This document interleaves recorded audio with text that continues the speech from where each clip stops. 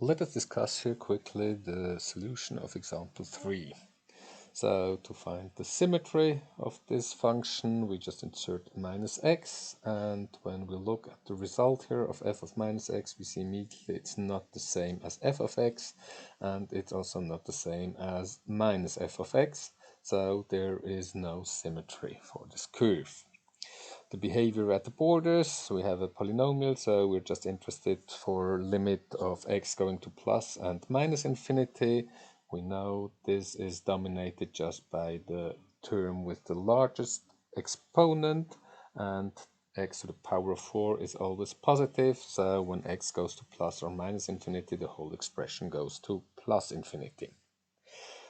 We have a polynomial function, so there is no asymptote. Axis-intercepts, the y-intercept means x is 0, we insert it, we find the point 0, 0. For the x-intercept, we call them also zeros, which means the y value is 0. So when we set that equal to 0, multiply it by 8, factor out the x squared, we find here a double 0. So x1 and 2 is 0 with y value 0. So this double 0 does not reflect to this 0, but that we have it twice here, the 0. Then setting this equal to 0, using the midnight formula, we get this expression here. And we see under the root, we get a negative expression. So there is no solution. So we have only one 0, this double 0 here. Then taking the derivatives, we get this here, and to find the stationary points, we have to set the first derivative equal to 0, and this simplifies in the end to this here by factoring out the x. We get x1 is 0, and here again setting this equal to 0, using the midnight formula, we find out the expression under the root is negative, so we have no solution. Checking classifying the stationary point x1 equals 0 by using the second derivative, we find it's 3 larger than 0, so we have a smiley, which means we have a local minimum.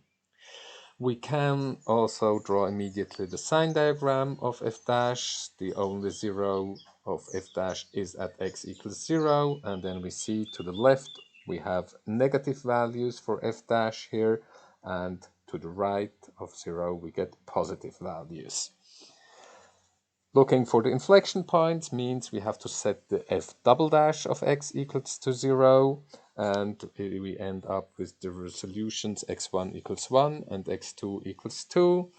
Verifying them using the third derivative, we find in both cases it's not equal to 0, so these are real inflection points, and inserting these values into the original function, we get also these y coordinates. We can also again draw the sign diagram for the second derivative, and we get this here by inserting again just a very small number here and here a very large number. For the x, here we find it's positive and positive, and then we would have to insert something in between 1 and 2, for example 1.5, and we find it's negative. Another way of looking at that is just saying, oh, this function, we know that very well, that's a quadratic function, so it looks like this here. So obviously here it's positive and here it's negative, because we found the two zeros here.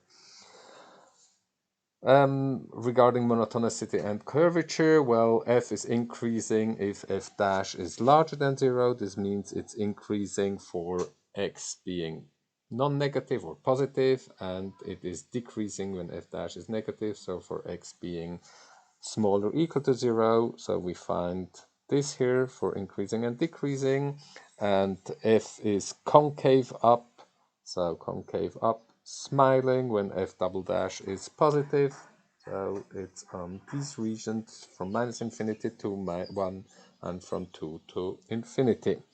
And it's concave down, frowning when f double dash is negative, so between 1 and 2.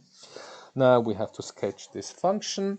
We draw the 3 points that we found, 0, 0, 1, 7, 8, and 2, 2. We know that here we have a local minimum, so it looks like this here. We know also that the function for x going to minus infinity and to plus infinity goes off to infinity, so it looks something like this here. Or sketching it, we come from the left, from infinity down to this local minimum, and we can draw up until the inflection point here. We are here concave up, now this is an inflection point, so we change to concave down, and here we have another inflection point where we change back to concave up. And we've got a sketch of this function. Last, let's find the range of the function. This means all the possible outputs, which means all the y values occurring on this graph. The lowest y value for which we find a point on the graph is here the local minimum at 0, 0 included. So all possible outputs are just the non-negative numbers, so r0 plus.